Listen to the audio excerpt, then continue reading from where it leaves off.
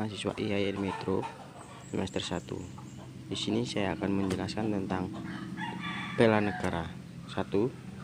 Pendidikan dalam bela negara adalah hak atau kewajiban bagi setiap warga negara dalam pendidikan. Contohnya mengikuti upacara-upacara peringatan hari-hari bersejarah seperti hari-hari pahlawan dan hari kemerdekaan.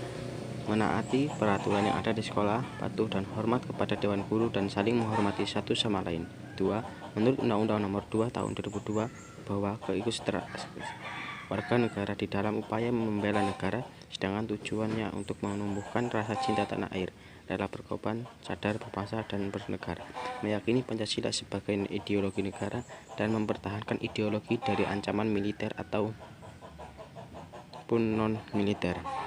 Melakukan pendidikan kewarganegaraan kepada seluruh mahasiswa, masyarakat, melakukan pelatihan dasar militer, mengabdikan diri menjadi anggota Tentara Nasional Indonesia.